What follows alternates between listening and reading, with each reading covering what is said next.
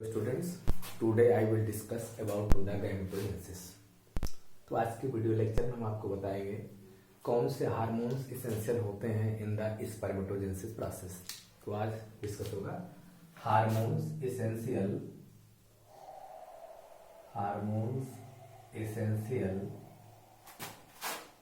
For spermatogenesis. Means कह सकते हैं स्पर्मेटोजेनेसिस प्रोसेस कब होगी? It starts at the time of puberty in male about 16 to 18 year। Means at this time बनता है secretion of GnRH means gonadotropin releasing hormones from hypothalamus। Means होता है during this time at the time of puberty stage in the male about 16 to 18 years level of GnRH is increases from the hypothalamus। Now if GnRH levels are increased at the hypothalamus, then these hormones are stimulate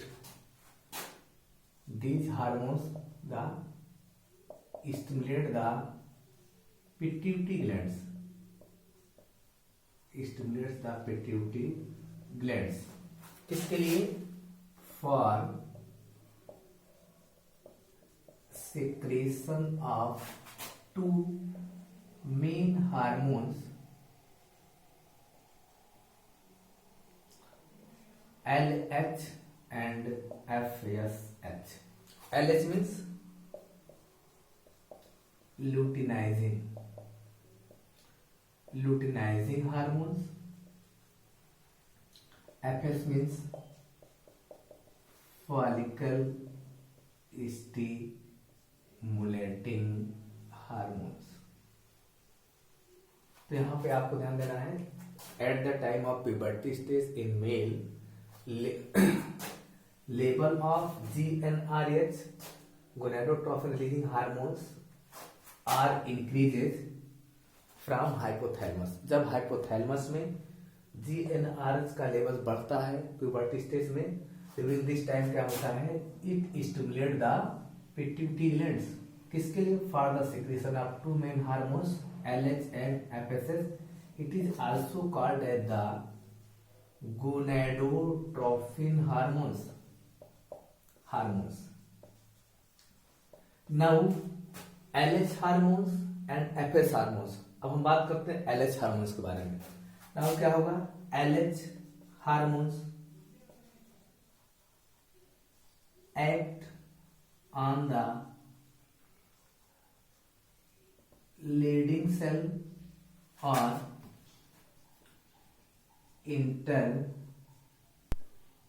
interstitial cell for the secretion of male sex hormone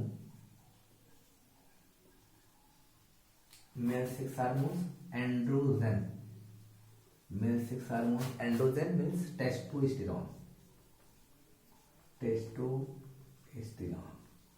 now जैसे ही होता है LH hormones होता है activate होगा। LH hormones किस पर act करेगा? Act on the Leydig cells और इंटरस्टिशियल सेल्स। अब लीडिंग सेल्स क्या होती है, कहाँ पाई जाती है? Leydig cells present in between the seminiferous tubules in male testis. अब हम आपको रफली बताना चाहेंगे टीएस ऑफ टेस्टिस।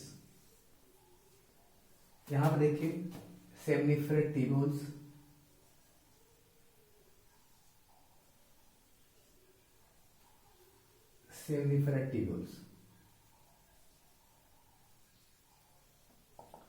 यहाँ देखिए between the seminiferous tubules some group of cells is present is called the leading cells or इसको क्या बोलेंगे, leading cells। यहाँ पे इन बिटवीन यहाँ क्या हो, कनेक्टिव टिश्यू लगा होगा, कनेक्टिव टिश्यू। तो जैसे होता है इस हार्मोन्स का लेवल, जीएनएच हार्मोन्स का लेवल बढ़ता है हाइपोथैलेमस से। हाइपोथैलेमस क्या करती है, एक्टिवेट करती है पिट्यूटरी ग्लैंड्स को for the secretion of two gonadal hormones LH and FSH।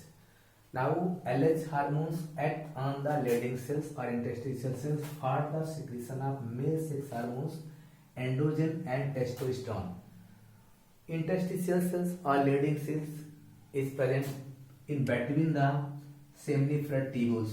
Leading cells is a group of cells, also called as the interstitial cells, present in between the seminiferous tubules that is responsible for the secretion of androgen or testosterone. अब जो होता है ना, testosterone क्या करेगी, testosterone होता है stimulate the spermatogenesis process and also responsible for the development of secondary sexual characters। यहाँ पे development of secondary sexual characters।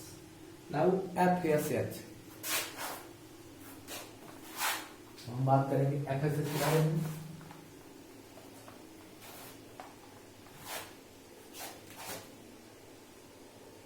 FSH follicle stimulating hormones क्या होता है, पिट्यूटरी ग्लैंड्स में सीक्रेट होता है, एंटीरियर पिट्यूटरी पार्ट से सीक्रेट होगा। FSH generally act on the Sertoli cell. Sertoli cell, तो सर्टोली सेल कहाँ पाई जाती है, Sertoli cell present in between the germ cell present in seminiferous tubules. Lining of the seminiferous tubules is made up from the germ cell। germ cell यहाँ पे in between the germ cell some cells is larger in size is called the Sertoli cell। यहाँ देखिए Sertoli cell, यहाँ देखिए FSH hormones कहाँ पे act कर रहा है, FSH hormones act on the Sertoli cells and stimulates the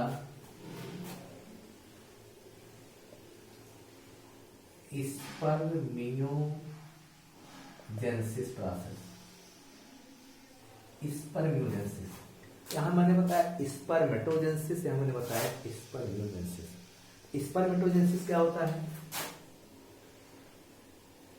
spermatogenesis is a process by which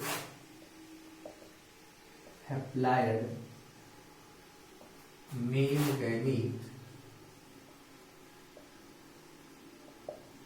sperm is developed from diploid germ cell spermatogonia. वहीं पर आपको स्पर्मियोजेनेसिस के बारे में आपको बताना चाहेंगे। स्पर्मियोजेनेसिस देखिए, स्पर्मेटोजेनेसिस में कितने पार्ट होते हैं, spermatogenesis generally spermatogenesis is divided into two main parts। दो मेन पार्ट्स होते हैं। पहला जो होता है फॉर्मेशन ऑफ स्पर्मेटिड्स और सेकंड होगा स्पर्मियोजेनेसिस। देखिए, formation of spermatids is again divided into three steps। First होगा मल्टीप्लिकेटिव फेज, सेकंड होगा ग्रोथ फेज और थर्ड होगा मैचुरेशन फेज। तो हम डिटेल नहीं जाएंगे, बहुत शार्ट वीडियो बनाना है। फॉर्मेशन ऑफ स्पर्मेटिड में से यहाँ पे 3 स्टेप होगा, multiplicative phase, growth phase, maturation phase. तो at the end of the maturation phase क्या बन जाता है, स्पर्मेटिड्स तैयार होता है। 4 स्पर्मेटिड्स आर डेवलप्स। अब बताया स्पर्मेटिड्स क्या होता है। Spermatids is a non motile Oval structure that is not capable for the fertilization with ovule because they are non-motiles, cannot able to ascend upwards towards the fallopian tube because they are only oval body non-motile. So in the spermiogenesis process, non-motile